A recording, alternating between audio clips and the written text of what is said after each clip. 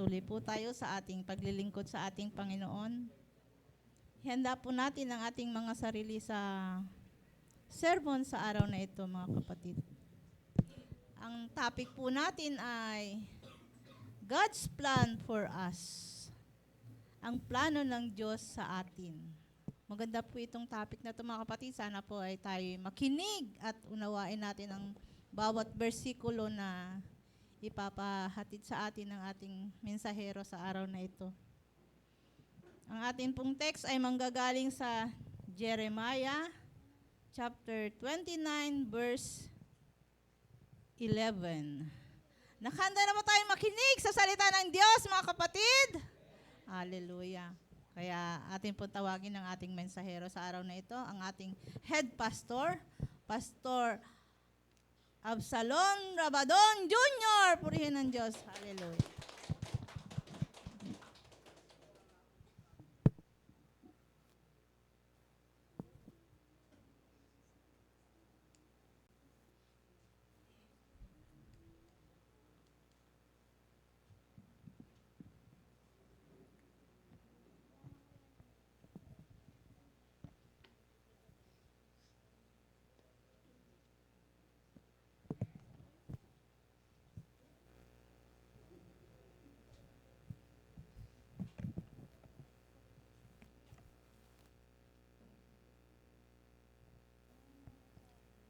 Amen.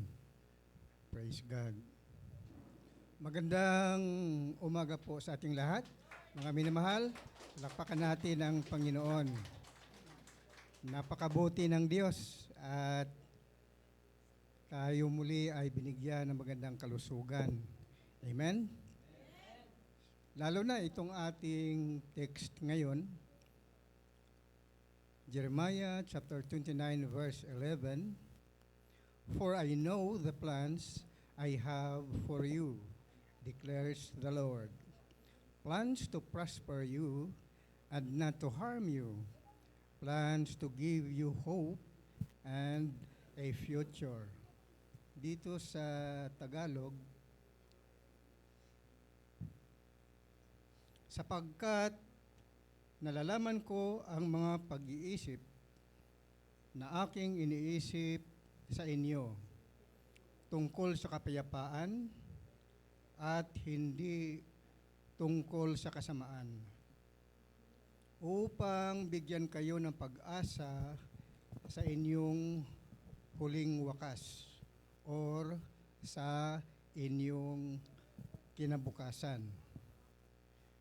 Napakaganda ng talatang ito, mga minamahal, dahil mismo ang banal na kasulatan ang siyang ating sandigan para po sa ikalalago ng ating panampalataya.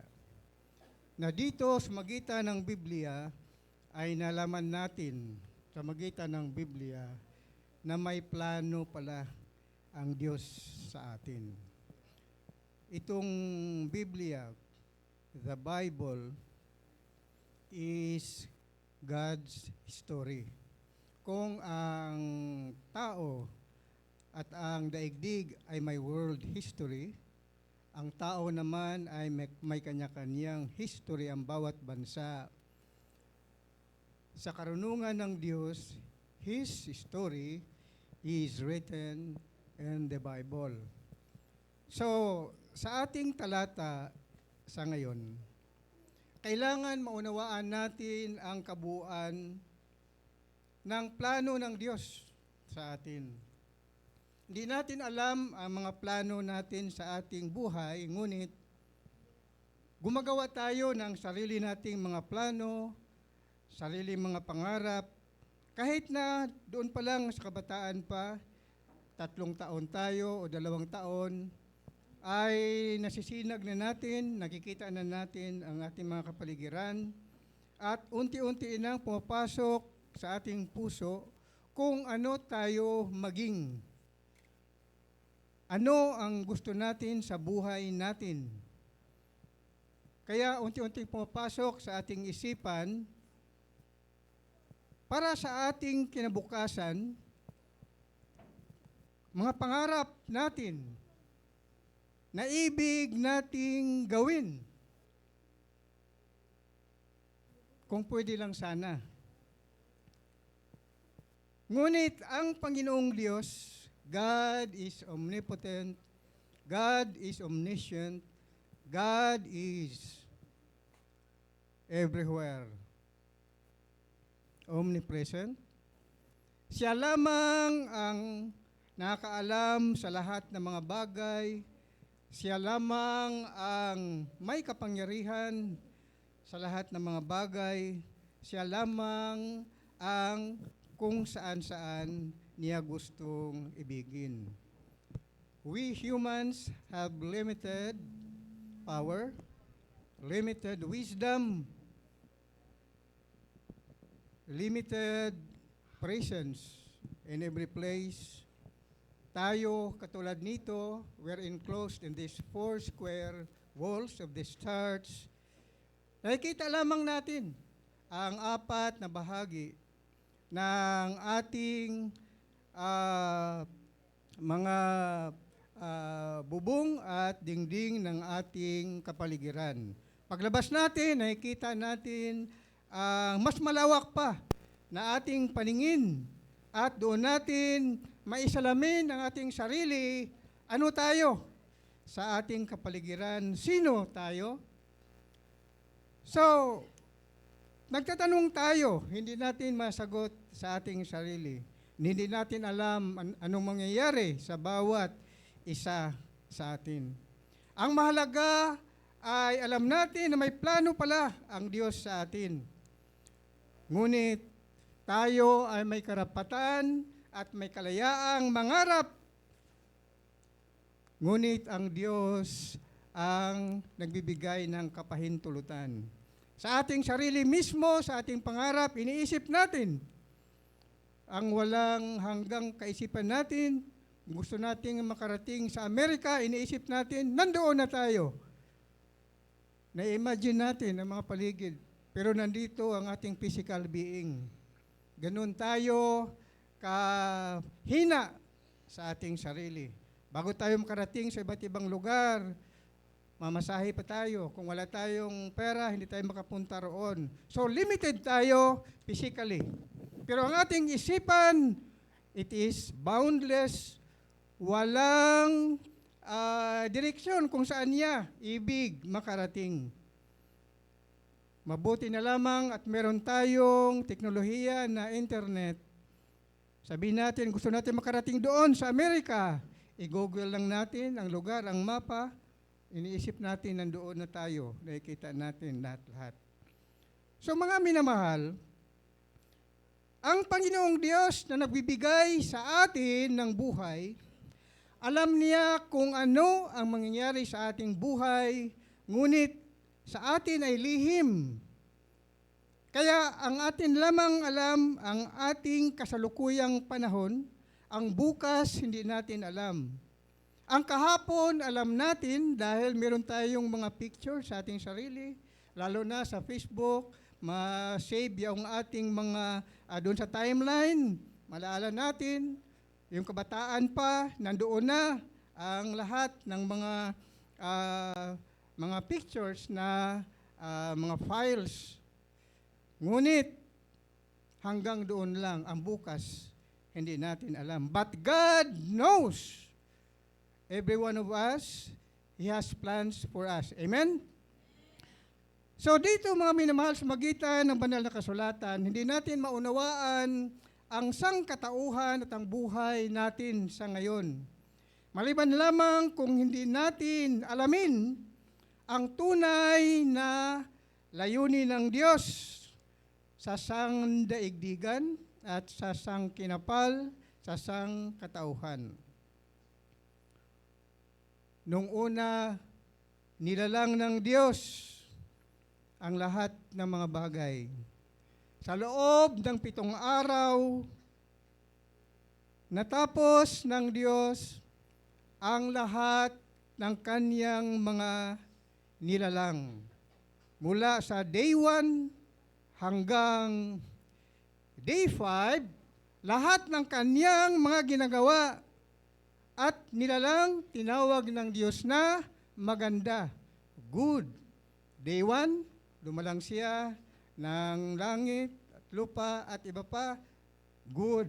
Day 1, Day 2, naglalang na naman siya, good. Day 3, naglalang na naman siya, good. Day 4, naglalang na naman siya, good. Day 5, naglalang na naman siya, good. Ang lahat ng kanyang nilalang, sinabi niyang napakaganda, mabuti. Ngunit nang nilalang niya ang tao sa ika-6 na araw, nakita ng Diyos at kanyang nasambit, very good, mabuti. Amen? So, mas mabuti tayo sa lahat ng mga bagay na kanyang nilalang dahil sa ika-6 na araw nang nilalang niya ang tao, ang sabi niya, very good. Amen? So, mabuti pala ang paggagawa sa atin ng Panginoon. Mas mabuti pa kaysa ibang mga bagay ng kanyang nilalang. Kaya nilalang ng Diyos ang tao, very good. Ngunit ano ang nangyari? Kung tingnan natin, mga minamahal, ang kasaysayan, mula pa roon sa kapanahonan ng unang nilalang ng Diyos, si Adam at si Eva. Doon sila sa paraiso, walang problema ang mga tao. Dalawa lamang sila, binigyan sila ng Diyos ng lahat ng mga bagay. Ngunit binigyan naman sila, ang sabi ng Panginoong Diyos, lahat ng kailangan ninyo nandyan na. Huwag lang kayong kumain ng bungang kahoy doon sa kalagitnaan ng harden. Dahil kung inyong kainin yan, ang bunga ng kahoy na yan ay magkaroon kayo ng kaalaman between good and evil. So, inosente ang mga tao ng nilalang ng Diyos. Pang-4 na araw nilalang ng Diyos ang mga anghel. Tinawag niya ang mga anghel, kayo'y mga Diyos. So, nagkaroon ng maraming mga Diyos dahil ang mga anghel ay tinawag ng Diyos na mga Diyos. Plural, Elohim. At itong mga anghel, limitado lamang ang kanilang kapangyarihan. They are not omnipotent, they are not omniscient, they are not omnipresent. Hindi nila kaya na magkaroon ng kapangyarihan katulad ng Diyos. Limitado ang kapangyarihan nila. Hindi nila alam ang lahat ng mga bagay, hindi katulad ng Panginoon. Ngunit sila po ay mga Diyos at walang kamatayan. Ngunit dahil sa sila ay mga Diyos, sila magagawa nila ang lahat ng kanilang mga gagawin. Maliban lamang kung hindi ipahintulot ng Diyos sa kanila. Alam ng Diyos sa paggawa niya ng mga tao, very good. Nung ginawa ng Diyos sa mga anghel, sila ay good. Isipin nyo, mas mataas tayo sa mga anghel. Amen? Palakpakan natin ang Panginoong Diyos. Sa ganyang bagay, mga kapatid, alam din ng Diyos na magkaroon mga bahagi ng mga anghel, kilala niya ang mga anghel kung ano ang mga gagawin ng mga anghel. Alam niya, dahil ang mga anghel ay makapangyarihan, dahil sila nga ay mga Diyos, isa sa kanilang mga pangulo, ang Diablo na si Satanas.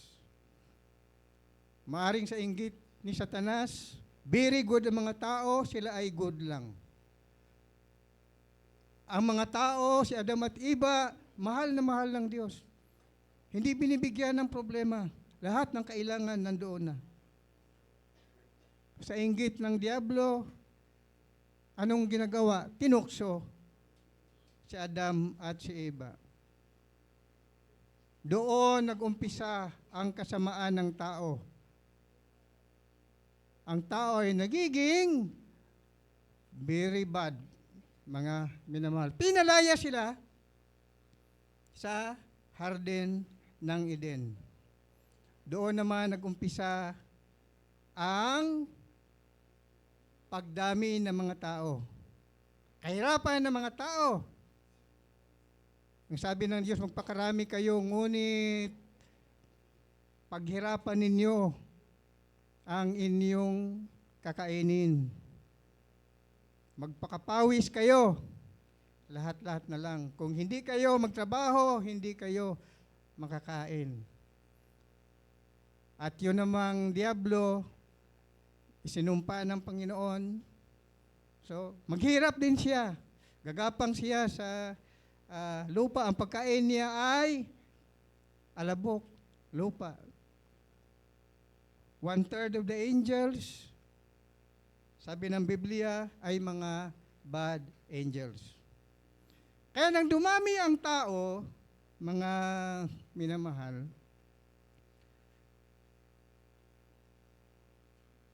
sino ang nagpasama sa tao? Bad angels. Dahil napakaganda ng mga tao na nilalang ng Diyos, ang mga kababaihan, ayon sa Kapitulo 6 ng Henesis, ay ginawang mga asawa ng mga anghel. Kaya maraming mga makapangyarihan, mga higante na mga tao, mga matangkad na mga tao, at makapangyarihang mga tao. Lumaganap ang kasamaan dahil sa mga bad angels.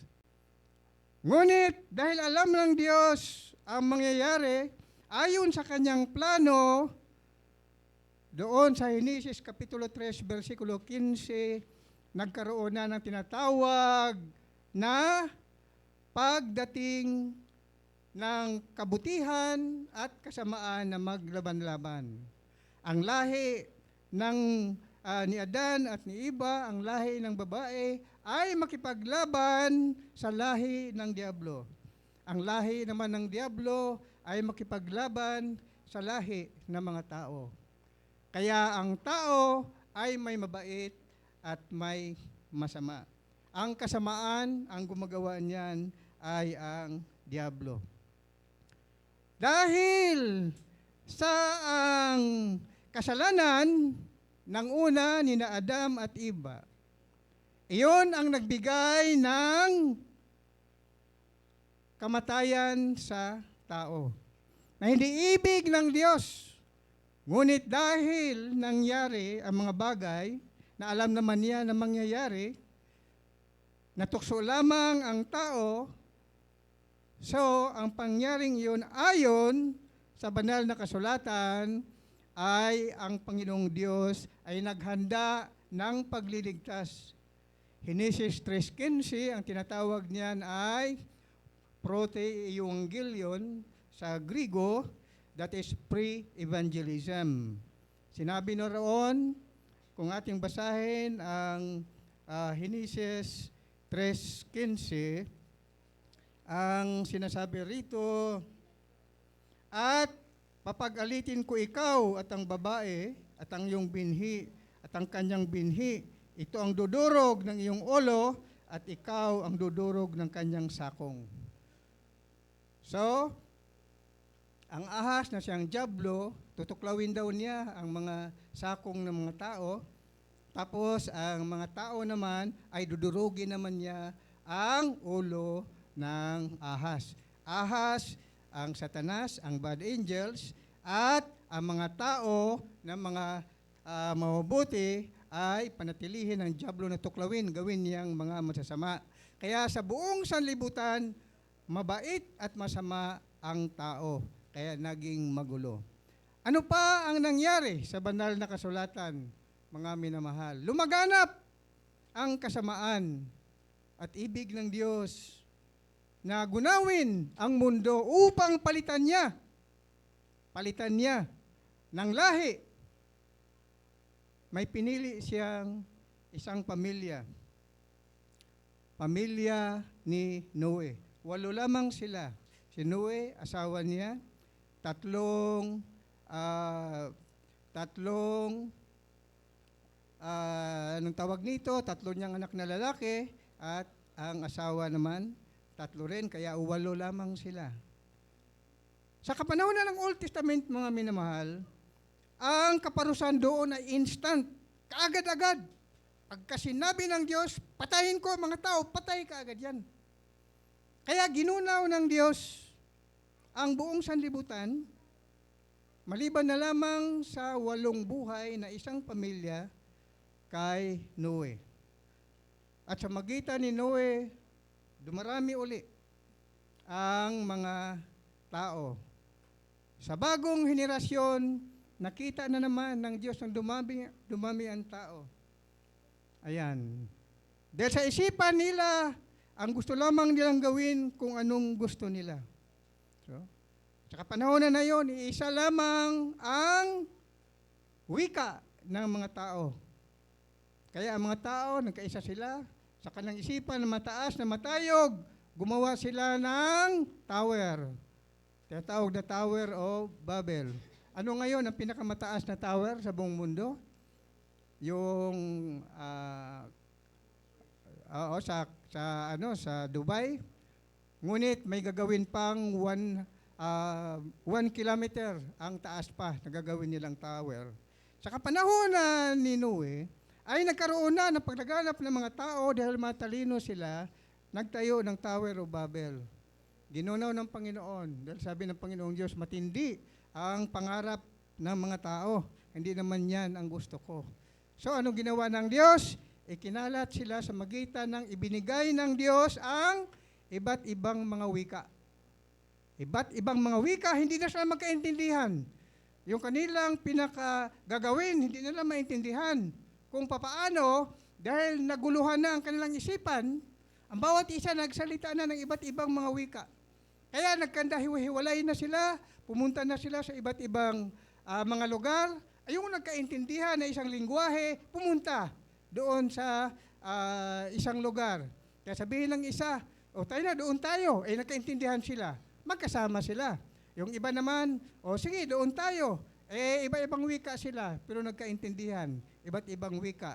Kaya makita natin sa buong sandaigdigan, iba't ibang wika ng mga tao, Koreano, Japanese, English, Russian. Ang iba parang mga ibon. Kahit na dito sa Pilipinas, hindi rin tayo magkaintindihan. Bakit? Yan ang paraan ng Diyos. Para ang isipan ng tao hindi manaig. Para magiging limitado ang kanilang kapangyarihan. Ngunit nanatili ang magandang plano ng Diyos dahil sa tinatawag na pre-evangelism. Na doon pa lang sa Book of Genesis, sinasabi na may mga tao na magkaroon ng binhi na mabuti na makipaglaban sa Diablo, mga minamahal. So dumami ang mga tao, ngunit nagpatuloy pa rin sa kasamaan ang tao. Naghanap uli ang Diyos kung sino ang kanyang pipiliin upang ihirang na magparami para sa mga mabubuting lahi. Nakita niya si Abraham, mag-asawa, Abraham at Sarah. Matanda na sila, walang anak, kahit isa. Tinawag ng Diyos. Nakitaan ng kabutihan. Doon uli nag-umpisa. Doon nag-umpisa ang paglingap ng Diyos tungkol sa mabubuting lahi. Dumami ang lahi ni Abraham.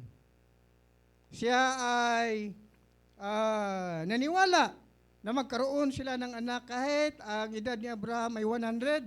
Yun namang si Sarah na kanyang asawa ay halos mag-100 na rin. Kaya sa magitan ng kanilang panampalataya, itunuring sila ng Diyos na mabuti. See?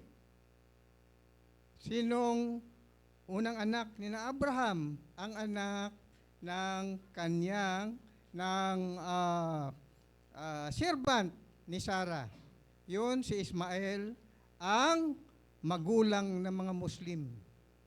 Pangalawa, sa Isaac, yan naman ang magulang ng mga Israelita, mga minamahal. So, yung mga Muslim at mga Israelita, yan ang mga patotoo ng Biblia na totoong may Diyos at totoo ang nasulat sa Biblia. Hindi maitanggi. Kahit sabihin ng mga scientists na katang-isip lamang ninyo yan. Mga atheist, walang iniisip kundi ang paniwala nila na kapag hindi makikita ay hindi nila paniwalaan.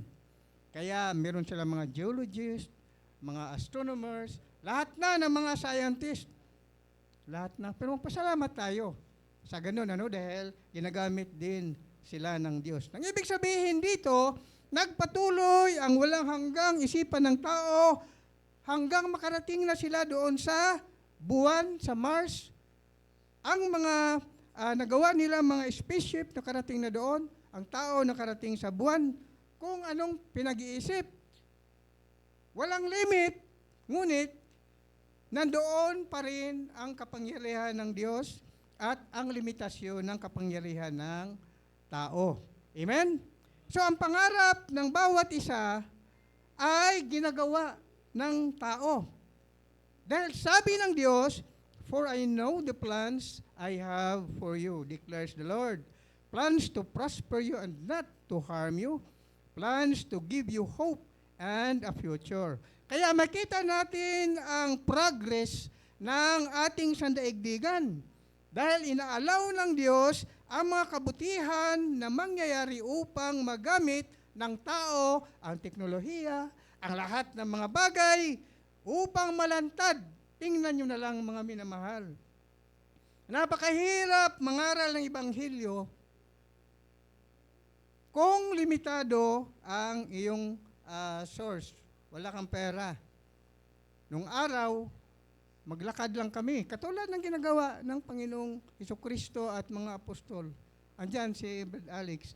Maglalakad kami na kung saan-saan. Walang pamasahe. Si Brad Derek, andyan. Mga gutom, libali na, inom na lang, basta may laway. Inom ng tubig. Yun, makakarating, kahit napapagod, kung saan kami makakarating. So, yung iba naman, ay yung mga sinaunang mga mangaral, mga yumaman sila, so meron silang mga eroplano, meron silang mga barko, lahat-lahat. Pero tayo, nag-umpisa tayo sa paglalakad. So, ibig sabihin dito, mga minamahal, ang lahat ng pinili ng Diyos na mangaral ng Ebanghelyo, iyon ay kanyang iniwalay sa sanlibutan upang manatili ang plano ng Diyos na sa kalagitnaan ng kasamaan ng mundong ito ay nandyan pa rin ang layunin ng Diyos na ang tao na tinatawag niyang very good ay magiging perfect sa kanyang harapan. Amen? Kaya magpasalamat tayo na napasama tayo sa plano ng Diyos. Pinili niya tayo upang palagi tayong makinig ng Ebanghelyo upang tayo ay lumago sa ating panampalataya. Amen? So, ang ating topic, God's plan for us. Jeremiah chapter 29, verse 11, "For I know the plans I have for you, declares the Lord. Plans to prosper you and not to harm you. Plans to give you hope and a future." Alam ng Diyos ang plano niya tungkol sa atin. Yan ang unang punto. Pangalawang punto, alam ng Diyos ang kanyang plano sa atin na tayo'y bigyan niya ng kasaganaan. God plans to prosper us. Ikatlong punto, God plans our hopeful future. Alam ng Diyos ang plano niya sa atin na magkaroon tayo ng magandang kinabukasan. Amen? Palakpakan natin ang Panginoon. Ngunit dahil nung una ay unang tinawag ng Diyos ang mga Israelita, sila muna ang binigyan ng magandang mga blessing ng Panginoon. Hindi pa nakarating sa atin ang Biblia. March 16, 1521. Alam nyo yung kanta ni Yoyoy Villame? No? In March 16, 1521, the Philippines was discovered by Magellan. Sipin mo, si Magellan may dalang Biblia. Unang lumanding sa Limasawa. At doon, sila, unang may mga dala na sila mga pare. Ano ha? Pero kasama roon ang mga rebolto at espada. See? Pero kahit pa paano nag-umpisa ang magkaroon ng Biblia sa Pilipinas. So kasama ang Pilipinas sa plano ng Diyos na pipiliin niya ang mga Pilipino upang magiging tagapaghatid ng Ebanghelyo maliban sa mga Israelita. Amen? So ang unang pinili ng Diyos ang mga Israelita, Jeremias Kapitulo 29, versikulo 1 hanggang 14. Itong mga Israelita, mga minamahal, nabigyan na ng Diyos ng mga pangakong blessing sa kanila. Sila ang unang pinili, sabi sa kanila, ibigay ko sa inyo ang lupain ng Kanaan. Tawag niyan, promised land. Ibigay sa kanila. Yun ang buong Middle East, mga minamahal. Ngunit, ang sabi ng Diyos, kung kayo naman ay tumalikod sa akin, ipangalat ko kayo. I will scatter you throughout the world. Bubunutin ko kayo diyan sa lupa na ibinigay ko sa inyo at magkaroon na kayo ng kapigatian. Mawala na kayo ng matitirhan. Kaya nagkalat ang mga Israelita sa buong mundo kasi yung kanilang lupain na buong Kanaan, buong Middle East ay iba't ibang kaharian na ang sumakop sa kanila. Ngunit, ang plano ng Diyos sa bansang Israel na kanyang unang tinawag, Jeremias 29:1 hanggang 14. Ito ang ating mabasa. Ito nga ang mga salita ng sulat na ipinadala ni Jeremias na propeta mula sa Jerusalem sa nalalabi sa mga matanda sa pagkabihag. Ibig sabihin, sa pagtalikod ng Israel sa kanilang tungkulin sa pagsunod ng 10 utos ng Diyos, ikinalat sila ng Diyos, binawi ang kanilang blessing at sila ay nasakop ng iba't ibang mga kaharian. Isa na riyan ang kaharian ng Babylonia na ang hari ay si Nabucodonosor. So dito, wala nang sariling lupain sila. So, Israel are in exile. Wala na sila. Ikinalat na sila ng Diyos. Ngunit nanatili ang Diyos sa kanyang plano, sa kanyang bayan. So, dito sa versikulo 1, ito ang mga salita ng sulat na pinadala ni Jeremias na propeta mula sa Jerusalem sa nalabi sa mga matanda sa pagkabihag at sa mga saserdote at sa mga propeta at sa buong bayan na dinalang bihag ni Nabucodonosor sa Babylonia mula sa Jerusalem. Pagkatapos na makaalis sa Jerusalem, si Jeconias na hari at ang ina ng hari at ang mga bating at ang mga prinsipe sa Huda at sa Jerusalem at ang mga manggagawa at ang mga magbabakal sa magitan ng kamay ni Elisa na anak ni Shaphan at ni Gemarias na anak ni Hilicias na siyang sinugo sa Babylonia ni Sedekias na hari sa Huda kay Nabucodonosor na hari sa Babylonia na nagsabi, ganito ang sabi ng Panginoon ng mga hukbo ng Diyos ng Israel, sa lahat ng mga bihag na aking ipinadalang bihag sa Babylonia mula sa Jerusalem, kayo magtayo ng mga bahay at inyong tahanan at kayo'y mga halaman at kanin ninyo ang mga bunga ng mga yaon. Magsipag-asawa kayo at kayo'y magkaanak ng mga lalaki at mga babae at ikuha ninyo ang mga asawa ng inyong mga anak na lalaki at inyong ibigay na asawa ang inyong mga anak na babae upang sila'y magkaanak ng mga lalaki at ang mga babae at kayo'y magsidami roon at huwag kayong magpakaunti. At inyong hanapin ang kapayapaan sa bayan na aking pinagdalahan sa inyong bihag at inyong idalangin sa Panginoon sapagkat sa kapayapaan niyaon ay magkaroon naman kayo ng kapayapaan. Sapagkat ganito ang sabi ng Panginoon ng mga hukbo ng Diyos ng Israel, huwag kayong dayain ng mga propeta na nasa gitna ninyo at ng inyong mga manghula o mga kinig man kayo sa inyong mga panaginip na inyong napapanaginip sapagkat sila ay naghulang may kasinungalingan sa inyo sa aking pangalan. Hindi ko sinugo sila, sabi ng Panginoon, sapagkat ganito ang sabi ng Panginoon, pagkatapos na maganap ang 70 taon sa Babylonia, aking dadalawin kayo at aking tutuparin ang aking mabuting salita sa inyo sa pagbabalik sa inyo sa dakong ito sapagkat naalaman ko ang mga pag-iisip na aking iniisip sa inyo, sabi ng Panginoon. Mga pag-iisip tungkol sa kapayapaan at hindi tungkol sa kasamaan upang bigyan kayo ng pag-asa sa inyong huling wakas o sa inyong kinabukasan.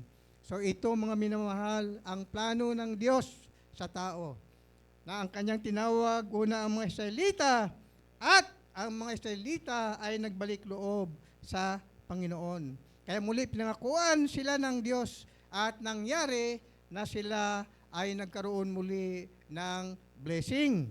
So kahit na sila ay wala ng lupain, na mabait sa kanila ang mga hari kung saan sila nakatira. Kaya nagkalat ang mga Israelita, walang sariling lupain, sakop sila ng iba't ibang hari. Bakit? Binawi sa kanila ang lupang ipinangako sa kanila. Kaya wala na silang sariling lupa. Kailan muli nagkaroon ng pangako ang Diyos? Pagdating ng New Testament times. Nung pagdating na ng Panginoong Hesukristo. So dito, kung ang Israelita ay unang binigyan ng Diyos sa kanyang mga plano upang sila ay magkaroon ng kaginhawaan, napasama na rin dito ang mga hintil sa magitan ni Hesukristo. God made plans also for the Gentiles. Roma, Kapitulo 3, versikulo 29 at 30. Na sinasabi rito na ang mga Israelita, ang sabi rito, o ang Diyos baga ay Diyos lamang ng mga Hudyo? Hindi baga siya ang Diyos din ng mga hintil? Oo, ng mga hintil din naman. Kung gayon nga, naiisa ang Diyos at kanyang aring ganap ang mga hintil. Amen? So dito mga minamahal, napasama na tayo sa plano ng Diyos upang kung ano ang blessing na binigay sa mga Israelita, makatanggap din ang mga hindi Israelita ng mga pagpapala mula sa Diyos. Amen? Dahil ang sabi ni Apostol San Pedro, ang Diyos ay walang favoritism. Wala siyang tinitingnan. God is God of all flesh. Gawa, Kapitulo 10, versikulo 34 hanggang 36 na sinabi ni Apostol San Pedro doon sa mga Israelita at sa mga sumasampalataya sa Diyos. Nang sabi niya, Gawa, Kapitulo 10, versikulo 34 hanggang 36, ito ang Gawa, Kapitulo 10, 34. Muna ang ating babasahin. Ang sinabi rito ay ganito.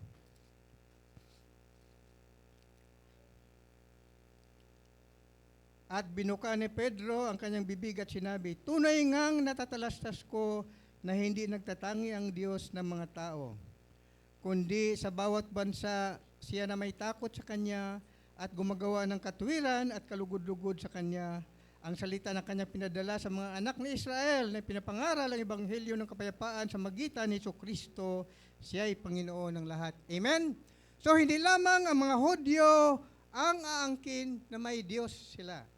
Tayo rin naman ng mga hintil nagkaroon din tayo ng Diyos sa magitan ni Hesus Kristo. Kaya sabi ni Apostol San Pablo sa Episo, Kapitulo 3, versikulo 6, ay ito ang ating matutunghayan. Ang sabi rito, na ang mga hintil ay mga tagapagmana.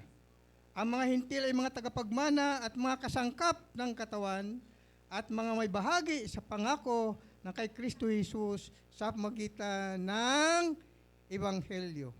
Kaya mga minamahal, isang plano ng Diyos sa atin. Alam ng Diyos kung ano ang kanyang plano sa bawat tao. Unang binigyan ng magandang plano ay ang Israelita. Ang pangalawang binigyan ay hindi mga Israelita, mga hintil na katulad natin. Yan ang unang punto. Sa ikalawang punto, God plans to prosper us. First, to prosper us physically and spiritually. Sa ikatlong Juan, Kapitulo 1, versikulo 2 hanggang 4. Ang sabi rito, minamahal aking dinadalangin na sa lahat ng mga bagay ay guminhawa ka at bumuti ang iyong katawan na gaya ng pagginhawa ng iyong kaluluwa. So tayo mga minamahal, mahal ng Diyos. Amen? Ibig ng Diyos na magkaroon tayo ng kaginhawaan physically saka spiritually. Ang magandang kalusugan, magkaroon tayo kaginhawaan. So, mga blessing, kahit hindi nga tayo mayaman, ngunit mayaman tayo sa panampalataya at sa ating magandang kalusugan ng ating katawan. Amen? So, dito, tayo bilang manampalataya, mga minamahal, dapat tayo magpasalamat na kasama tayo sa pagmamahal ng Diyos sa atin. Inalagaan niya tayo upang tayo ay guminhawa. Kahit na limitado lamang ang ating salapi, ngunit ang blessing araw-araw sa atin ng Panginoon, na kahit na minsan masama ang ating panaginip, nung tayo natulog, pagkagising natin sa sama ng panaginip, magpasalamat tayo, ay salamat, nagising ako. Amen? Ang ating pagigising mismo mula sa ating pagkatulog, ayan ang number one blessing sa atin ng Panginoon. Amen? Kaya nandito tayo ngayon sa araw ng ating pagsasamba. Malusog tayo. Amen? Lumalago ang ating panampalataya. Yan ang layunin ng Diyos, plano niya sa atin. Ikatlong sulat ni Juan, versikulo 2 at 4. Pangalawa, tayo ay bigyan niya palagi ng proteksyon. Ang Panginoong Diyos, sa magitan ng Panginoong Kristo, siya ang ating pastor. Amen? Itong basahin natin ang Salmo 23.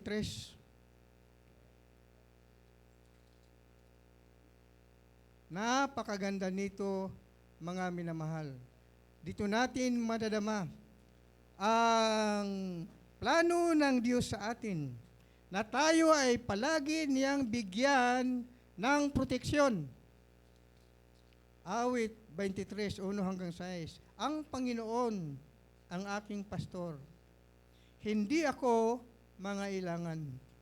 Kanyang pinahiga ako sa sariwang pastulan. Pinapatnubayan niya ako sa siping ng mga tubig na pahingahan. Kanyang pinapanauli ang aking kaluluwa. Pinapatnubayan niya ako sa mga landas ng katuwiran. Alang-alang sa kanyang pangalan. Oo, bagaman ako'y lumalakad sa libis ng lilim ng kamatayan, wala akong katatakutang kasamaan sapagkat ikaw sa akin. Ang iyong pamalo at ang iyong tungkod ay nagsisialiw sa akin. Iyong pinaghandaan ako ng dulang sa harap ko at sa harapan aking mga kaaway. Iyong pinahira ng aking ulo ng langis.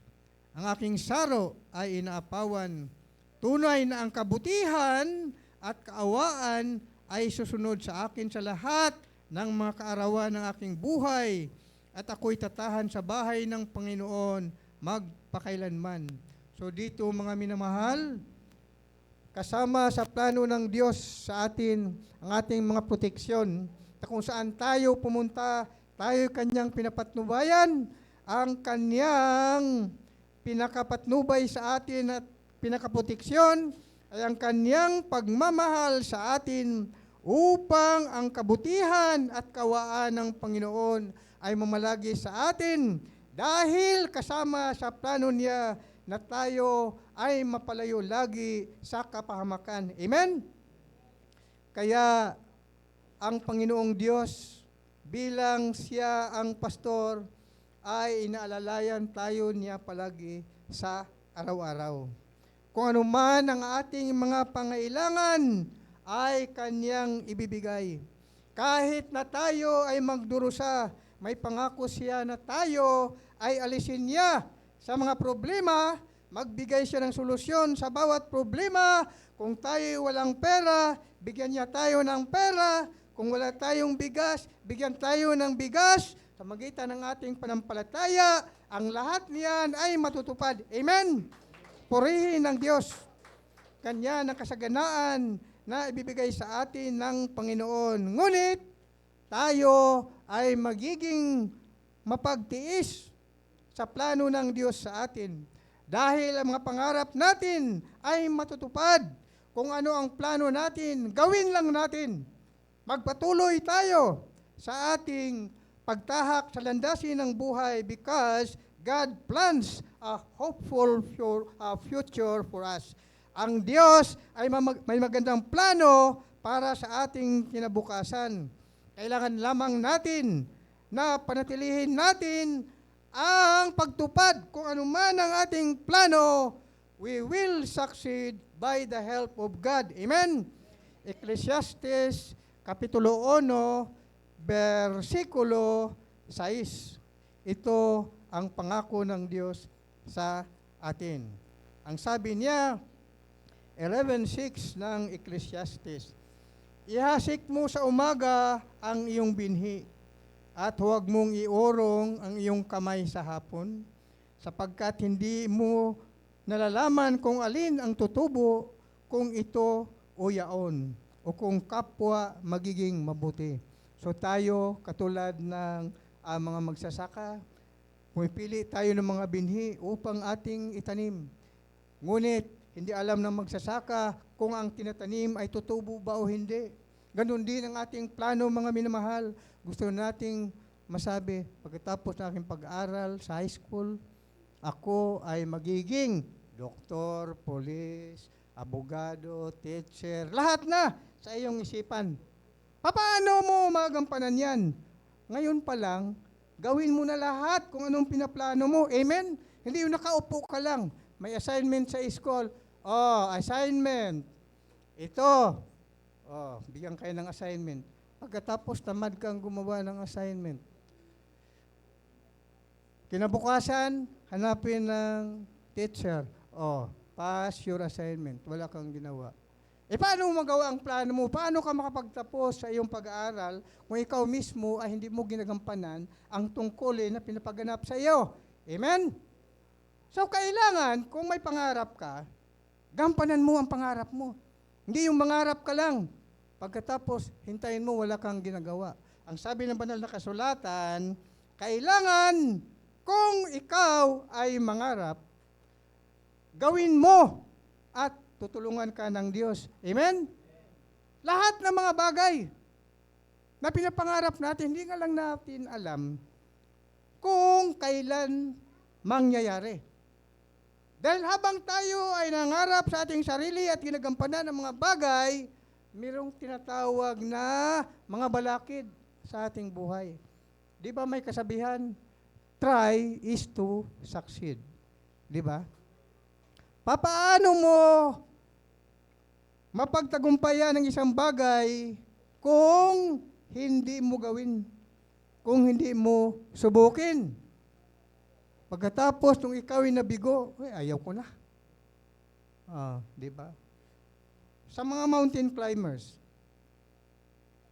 napakatayog ng kanilang pangarap na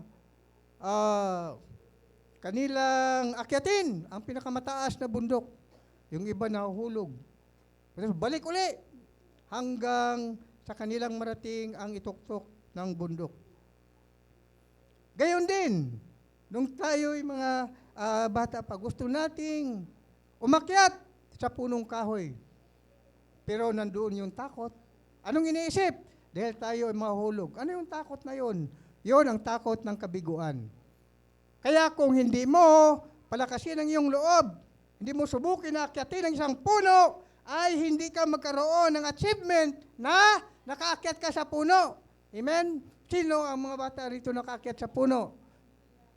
Oh, meron na. Ano? Di ba masarap pag naakyat mo na yung gusto mong akyatin? Amen? Yan ang pangarap ng buhay ng tao. Palakpakan natin ang Diyos.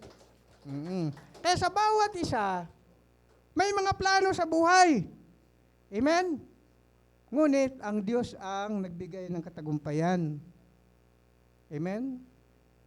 Tulad sa akin, gusto ko ako maging abogado. Kahit na anong gawin ko, pinipigil talaga ako ng Panginoon. Anong abogado? Batas ng mundo. Isa na akong dinala ng Panginoon sa batas ng Diyos. Sa batas ng Diyos dito sa Biblia. Hindi ako nakapag-abogasiya. Tapos, dinagdagan pa niya ako ng karunungan sa theology. Ibig sabihin, ang Panginoong Diyos ang nagpapahintulot. Kahit anong gawin mo, kahit may pera ka, kung ayaw ng Diyos, hindi matupad ang iyong pangarap. Kasi nga, tayo hanggang plano lang. Amen? Pero ginagawa natin ang ating plano. Pero may mga balakid. Ang Diyos pala ay meron ng destinasyon para sa ating buhay. Amen? Kaya kung hindi ninyo marating ang inyong pangarap at iba ang binigay sa inyo ng Panginoon na achievement, magpasalamat kayo sa Panginoon dahil yan ang pangarap, ang plano ng Diyos sa inyong buhay. Amen? Palakpakan natin ang Panginoon. So, bawat isa binibigyan ng kanya-kanyang talent, kanya-kanyang karunungan. Hindi lahat karpintero. Hindi lahat doktor. Hindi naman lahat ng doktor, makakatanggal siya ng ngipin. Kahit na ano ang kanyang tinatawag na doctorate degree, ang kanyang karunungan, so may kanya-kanyang layunin ang Diyos. So sa atin, kung ano binibigay sa atin na karunungan, yun po ang ating gagawin. Hanggang tayo ay magiging eksperto sa karunungan yan. Amen? So may kanya-kanya tayong bahagi sa mundong ito. Ang plano ng Diyos sa buhay natin at ang plano natin, gagawin natin. Amen? Ang hindi pahintulot ng Diyos, huwag sasama ang ating loob. Amen? Sa ngayon pa lang, gawin ninyo ang pangarap ninyo. Nabasa ko nga doon sa post ni Alexa noon, libre ang mangarap. Kung mangarap ka, ay taasan mo na. Aim high. Amen? So, ang pangarap natin, doon sa matayog na pangarap. Dahil saluin tayo ng Diyos kung tayo babagsak. Amen? Dito lang naman tayo sa lupa. Hindi naman tayo papunta roon, paitaas dito pa rin tayo. Ano ha? Ang mahalaga ay palagi tayong manalangin sa Panginoon upang tayo ay Kanyang gabayan. Dahil ang Diyos ay nagbibigay sa atin ng gabay upang tayo ay magiging matagumpay sa ating pangarap. Ano pa ang sinasabi ng Diyos? Na tayo ang Kanyang plano sa atin ay, ang sabi rito, pagtiisan natin ang mga bagay na ating hinihintay. Sa Santiago, Kapitulo 5, versikulo 7 hanggang 11, sa kalagitnaan ng ating mga pangarap ay kailangang pasensyoso tayo. James chapter 5, verse 11. Kasama ang mga pagtitiis, mga minamahal. Isipin nyo na lang. Minsan, ay di ba yan ang yung paradise? Mga taga Gumaok, makita mo. Araw-araw, naglalakad. Lakad sila ng lakad. Yung mga nag-aral, papuntang paradise. Yung iba walang pamasahe, lakad, lakad, lakad. Hindi nila namalayan na natapos na pala nila yung isang taon ng kanilang pangaral sa kalalakad lang. Ang isipan nila makarating doon sa kanilang patutunguhan upang mapagtagumpayan nila ang kanilang pinapangarap, upang matapos nila ang kanilang pinapangarap na makapagtapos ng high school. Pagtitiis ang nandyan, mga minamahal. Makikita natin at naranasan natin yan. Santiago Kapitulo 5, versikulo 7 hanggang 11. Ito ang ating mababasa. Ang sabi rito, magtiis nga kayo, mga kapatid, hanggang sa pagparito ng Panginoon, narito inasahan na magsasaka ang mahalagang bunga ng lupa na may pagtitiis, hanggang sa tanggapin ang ulan na maaga at huli. Magtiis din naman kayo, pagtibayin ninyo ang inyong mga puso sapagkat ang pagpapalito ng Panginoon ay malapit na. Ibig sabihin, habang ang pangarap natin ang ginagawa natin, hindi pa naman dumarating ang Panginoon Amen? Kasi alam nyo, ang pagdating ng Panginoon, pangako niya yan. Hindi nangahulugan na parating siya, itapos na yung buhay natin. Kaya habang tayo ay nabuhay sa mundong ito, anong sabi ng iba dyan? Move on. Move forward. Hindi yung naka-istasyon ka na lang dahil nawalan ka na ng pag-asa. Maraming balakid sa iyong mga pangarap at nabigo ka.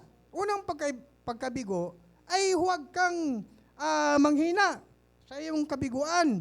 Dahil yan mga balakid sa ating landas.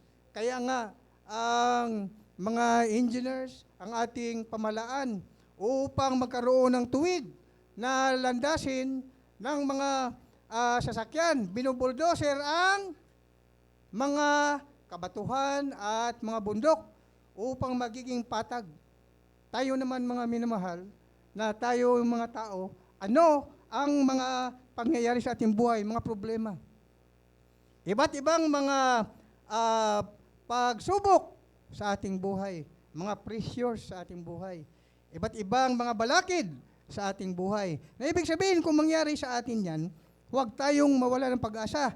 Kailangan lalo tayong tumibay, lalo tayong lumakas, manalangin tayo sa Panginoong Diyos, dahil kung mapagtiisan natin ang mga bagay na ating pinapangarap, sa magitan ng ating panampalataya sa Panginoon Kristo, ay magiging tagumpay tayo. Amen? Ang mga tao na nabubuang, yung bang hindi nila kaya ang problema, depression tawag dyan Yung mga lutang, bakit? Walang panampalataya sa Diyos. Kaya hindi nila mapagtiisan ang mga problema. Ngunit ang Diyos, nagbibigay sa atin ng liwanag, manalangin tayo, pagkatapos nating manalangin, ay liliwanag ang ating isipan. Kaya kung may mga problema, itulog muna ninyo. Amen? Kailangan isara muna ninyo ang inyong isipan. Pagka hindi kaya, kasi nga limitado ang ating mga galaw. Limitado tayo. Unang-una, mahirap nga tayo Maraming mga limitasyon sa atin. But God, His plan for us, continuously, natatanggap natin yon. Dahil tayo ay at tinitingnan ng Panginoong Diyos, kasama yan sa ating mga pagsubok, mga minamahal. Kaya kailangan ng pagtitiis. Pagtitiis, pagtitiis, pagtitiis. Kahit mga anumang mga problema, harapin natin, ibigay natin sa Panginoong Diyos, at tanggalin ng Diyos sa atin ang mga problema. Amen? Praise God. So tayo bilang pinili ng Diyos, ang ating plano ng Diyos para sa ating buhay. Na habang tayo sa mundong ito, pinaplano natin ang mga pangarap natin na marating natin upang maging successful tayo. Habang ginagawa natin yan, ang Panginoong Diyos naman ay plano sa atin. O nga, tayo ay may kamatayan, hindi natin alam ang ating kamatayan. Ngunit, tandaan natin ang plano ng Diyos sa atin. Bagamat tayo ay matatapos ang buhay natin sa mundong ito, ang plano ng Diyos sa atin ang magandang balita, bubuhayin tayong muli ng Diyos upang bibigyan tayo ng buhay na walang hanggan na kung saan Doon sa kanyang kaharian ay wala ng kalungkutan, wala ng paghirap, wala ng pag-iyak, wala ng kagutuman. Ang lahat ay kaligayahan. Amen? Yan ang pinakaplano at minimithi ng bawat isa na tayong manampalataya. Ngunit ang mga sanlibutan, ano ang kanilang plano? Pera, pagpayaman, ano pa, kasikatan, kapangyarihan. Hayaan natin sila, mga minamahal. Dahil ang mga iyan, sabi ng Diyos, maiiwanan sila rito sa sandaigdigan. Tayo ay kukunin ng Diyos, ang kanyang kaharian ay isang kalangitan, upang ang plano ng Diyos sa atin ay ating panghahawakan. Huwag tayong manghina, huwag tayong manglupaypay. Magbigay ang Diyos sa atin ng kalakasan upang ating mapagtagumpayan ang sarili nating mga pangarap sa buhay. Gayon din ang buhay na walang hanggan. Magandang umaga sa inyong lahat.